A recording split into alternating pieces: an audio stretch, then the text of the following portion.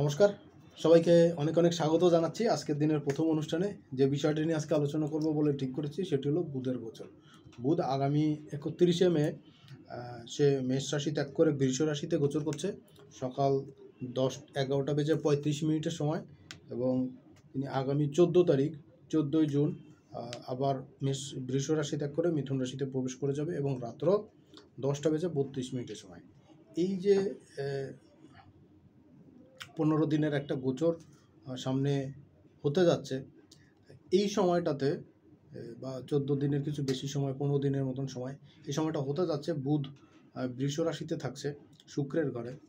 তো এই সময়টাতে পারিপার্শ্বিকভাবে কী ঘটনা ঘটতে যাচ্ছে সেটা সংক্ষিপ্ত একটা আলোচনা করে নিয়ে তারপর 12টা রাশির জন্য কি এফেক্ট করতে যাচ্ছে তার সংক্ষিপ্ত আলোচনা করব। অনুষ্ঠানটি খুব গুরুত্বপূর্ণ সেটা বলা যাবে না, আবার যে একেবারেই গুরুত্বহীন সেটাও না। চেষ্টা করবেন প্রত্যেকে দেখতে, কারণ বুধের সময়টা কম হলেও এটা কিন্তু মানুষের জীবনে অনেকগুলো উপলব্ধির জায়গা তৈরি করে, অনেকগুলো মানুষের ভুলগুলো শুধরানোর জায়গা দেখতে পাওয়া যায়। চোখে আঙুল দিয়ে বুধ দেখিয়ে দিয়ে যায়।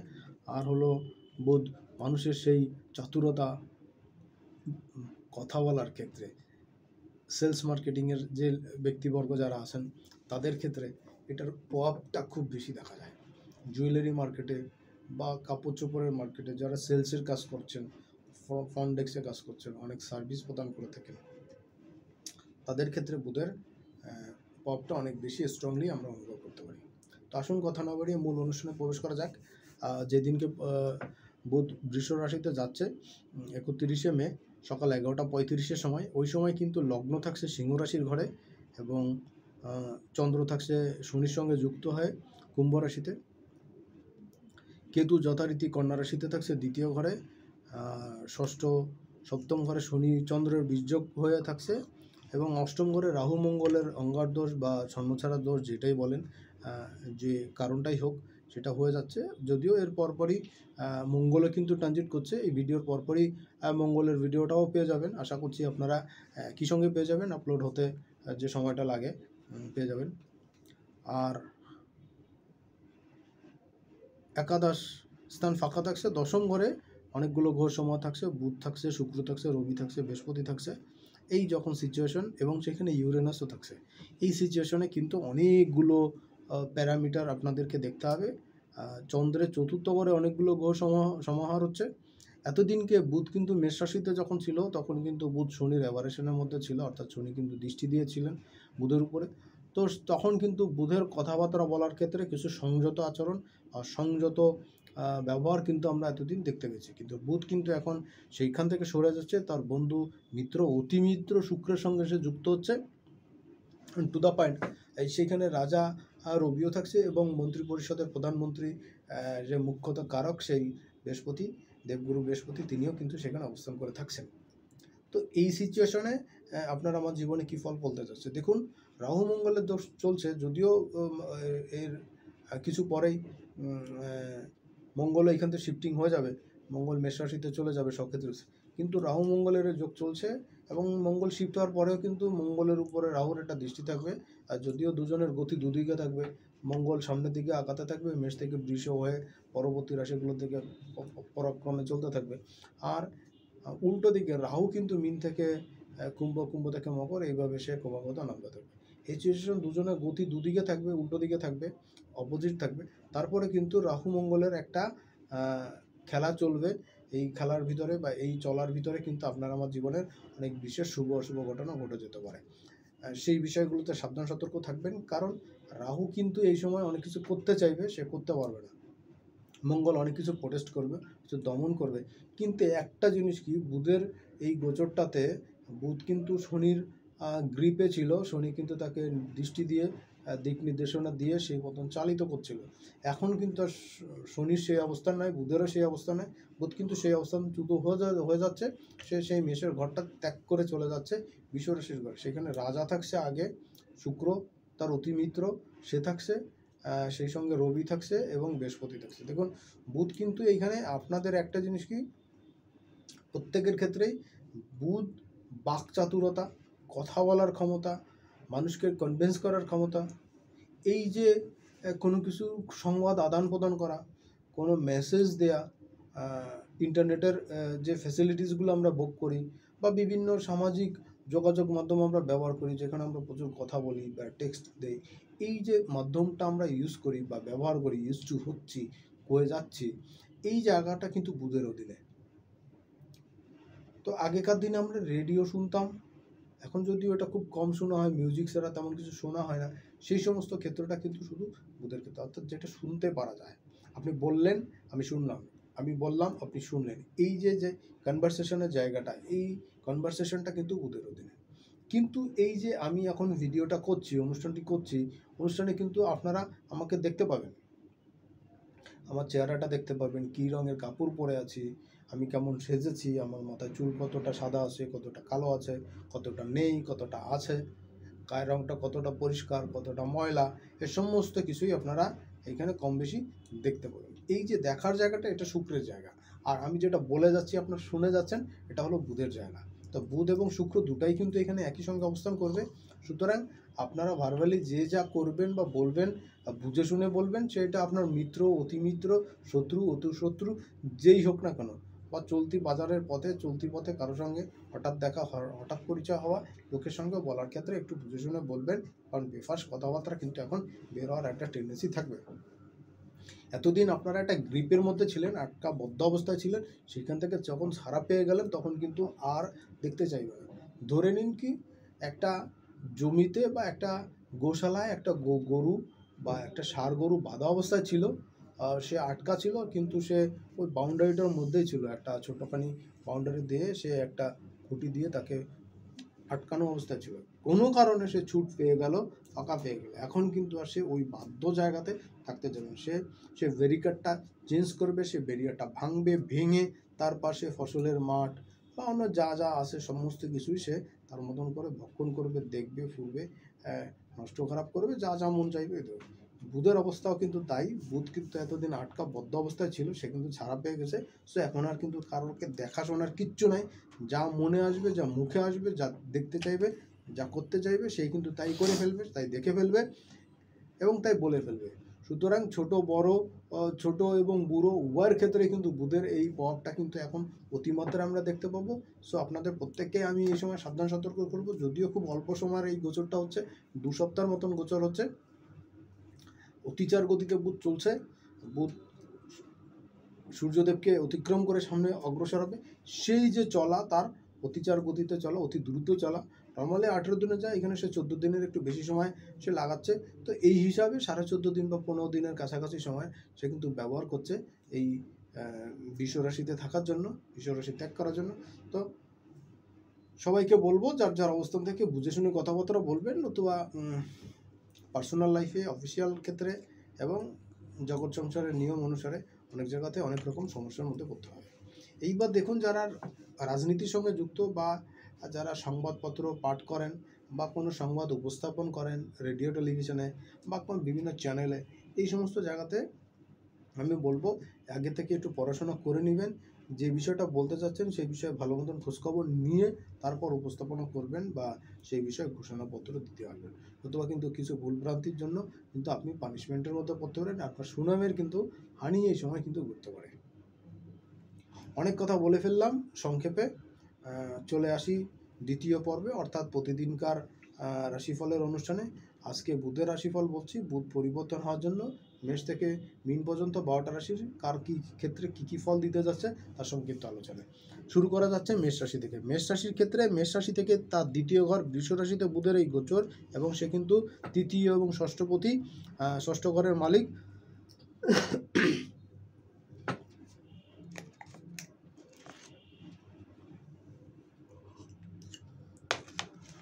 তৃতীয় এবং ষষ্ঠ ঘরের মালিক সেই বুধ, সে কিন্তু দ্বিতীয় গোচর করছে। দেখুন, পয়সার জায়গা, সেকেন্ড হাউস, সেভিংসের জায়গা, সেইখানে কিন্তু বুধ অবস্থান করছে। এবং মেষ রাশির কিন্তু বুধ কিন্তু সেই কথা বলার জায়গা, বাক স্বাধীনতার জায়গা, বাক অর্জনের জায়গা। তো বুধের এই বাকের ঘরে বা দ্বিতীয় ঘরের গোচরে কিন্তু কথা বলার টেন্ডেন্সিটা মেষের একটু বাড়বে, এবং অতিরঞ্জিত বলা বা অতি বিষয় আমিত্ব প্রকাশ করা বা নিজেকে অনেক বেশি জাহির করার একটা টেন্ডেন্সি কিন্তু মেষের ক্ষেত্রে এমনিতেই থাকে, এই সময় কিন্তু আরও বেশি বৃদ্ধি পেতে পারে।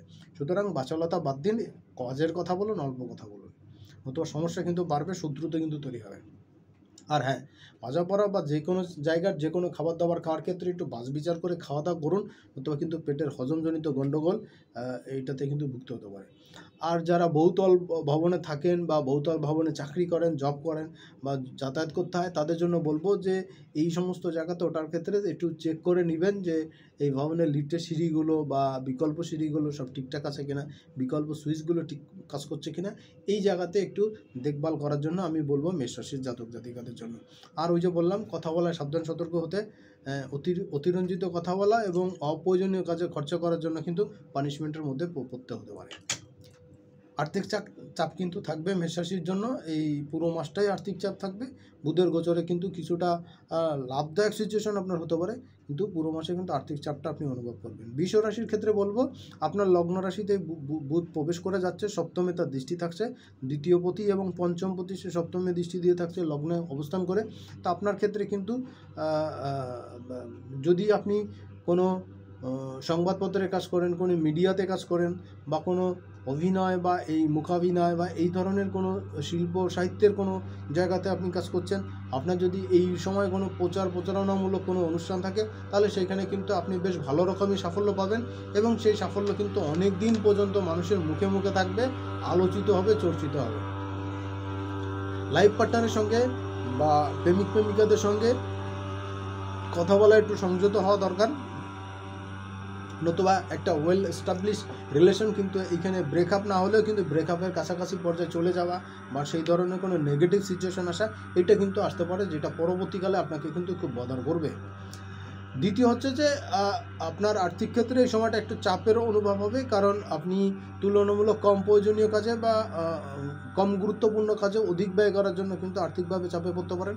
বিষয়টা একটু মাথায় রাখা আপনাদের জন্য খুব জরুরি হবে, অন্যথায় কিন্তু সমস্যায় জর্জরিত হতে পারে। পরের জায়গা নিয়ে আলোচনা করব, যে বৃষ রাশির জন্য আপনাদের সন্তানের এবং আপনার নিজের ক্যারিয়ারের জায়গাতেও কিন্তু কিছু চিন্তা ভাবনা করতে পারেন, প্ল্যানিং করতে পারেন, যেটা পরবর্তীকালে বাস্তবায়নের জন্য আপনার কাজে লাগবে। মিথুন রাশির জন্য কিন্তু এই গোচরটা খুব গুরুত্বপূর্ণ হচ্ছে, কারণ আপনার রাশি লগ্নের অধিপতি বুধ, সে কিন্তু চতুর্থপতি, সে দ্বাদশে গোচর করছে। সুতরাং আপনার জন্য কিন্তু কিছু ঘোরাঘুরি বা যারা ঘুরে ঘুরে কাজ করেন, সেলস মার্কেটিংয়ের কাজ করেন, তাদের জন্য কিন্তু এই গোচরটা খুব গুরুত্বপূর্ণ হচ্ছে এবং এই গোচরে আপনার সামাজিক, রাষ্ট্রীয় প্রত্যেকটা ক্ষেত্রেই কিন্তু মর্যাদা, স্ট্যাটাস বৃদ্ধি পাবে। বিজনেসের ক্ষেত্রে, সব পেশার ক্ষেত্রে কিন্তু যথেষ্ট স্ট্রং সিচুয়েশন আপনারা অনুভব করবেন এবং মোটামুটি সব দিক থেকেই লাগাতার কিছু উন্নতির জায়গা কিন্তু আপনারা এই সময় দেখতে পাবেন। কর্কট রাশির জন্য বুধের গোচর হচ্ছে একাদশে, দ্বাদশপতি তৃতীয়পতির গোচর সে একাদশে করছে। এই একাদশে গোচরে কর্মপ্রাপ্তি বা যারা বেসরকারি কাজ করছেন বা ছোটোখাটো কোনো চাকরি বা কাজ করছেন, তাদের জন্য প্রাপ্তির জায়গা, কর্মপ্রাপ্তির জায়গা কিন্তু যথেষ্ট স্ট্রং থাকছে।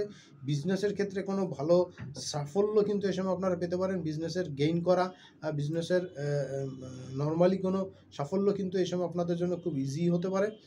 আর আর্থিক ক্ষেত্রে কিন্তু ডেভেলপমেন্ট আসবে, বিশেষ করে যারা বিজনেস করছেন তো ভালো কথা, যারা স্বপেশা করছেন তো ভালো কথা, যারা বিভিন্ন রকম সামাজিক প্ল্যাটফর্মে বা ইউটিউব বা ফেসবুক বা এই ধরনের কোনো কিছুতে কোনো প্ল্যাটফর্মে কাজ করছেন, সেইখান থেকে আয় করেন, তাদের জন্য কিন্তু যথেষ্ট স্ট্রং সিচুয়েশন থাকবে আপনাদের সোর্স অফ ইনকামের জায়গাটা আর একটু বেটার হওয়ার জন্য।